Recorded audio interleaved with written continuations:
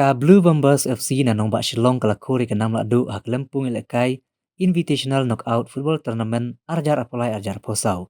Balapan yait daga New Nongstoin Sports Social and Cultural Club Hamadan New Nongstoin. Haka jing ilekay final. Kabalalong haka sing sajany ka Blue Bombers FC kala job da laiko lanot persya Ribuhay United FC bat kuri ka song tingka ba pralak tingka. Kat ba Ribuhay kala kur solak tingka kum ka kanhun ke bawan baar.